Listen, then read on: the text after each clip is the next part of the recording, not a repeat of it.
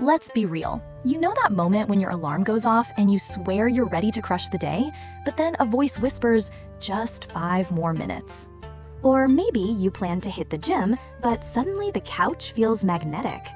It's frustrating, right?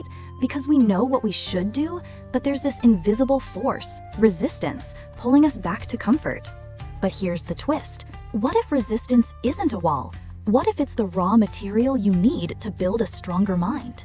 Centuries ago, the greatest samurai faced the exact same enemy, not on the battlefield, but in their own minds. And they developed a method so powerful, it rewired their brains to crave the hard path. It's called the Lotus Method. Most of us try to fight resistance. We shout at ourselves, just do it. We rely on motivation, and it fades. The samurai, especially Miyamoto Musashi, discovered something smarter. You don't fight your mind into strength. That's like screaming at a dumbbell. You train it, patiently, deliberately. Musashi wasn't born disciplined. He was reckless, hot-headed, and won his first duel with raw aggression. But his ego almost got him killed. That failure broke him, so he disappeared. He became a ronin, a masterless samurai. He slept in caves, meditated for days, and studied not just the sword, but Zen, art, and strategy. He wasn't just training his body, he was rewiring his brain, what we now call neuroplasticity, reshaping neural pathways through repetition.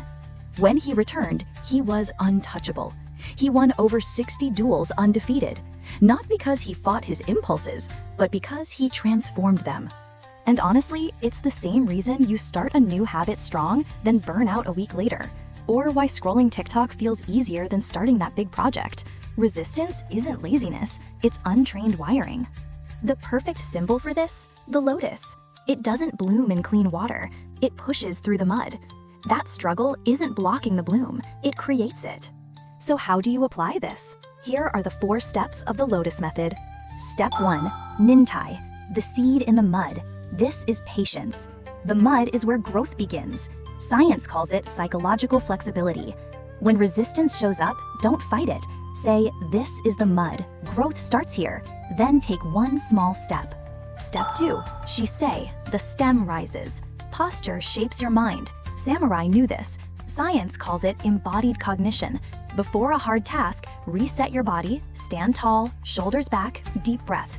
You're the stem rising toward the light. Step 3. Kanso, the reflection. Calm reflection strengthens your brain's pathways. Once a week, write down one hard thing you overcame and what it taught you. That's proof of growth. Step 4. Kaika, the bloom. Struggle becomes identity. This is neuroplasticity in action. Choose one meaningful hard thing every day. Each choice is carving the brain you want. And here's the secret. You don't force yourself. You rewire yourself. You stop being someone who fights resistance, and you become someone who uses it. Like the lotus, like Musashi. The mud in your life, procrastination, discomfort, challenge, isn't holding you back. It's the very thing that will make you bloom. So here's my challenge. Commit to one hard thing this week. Doesn't matter how small.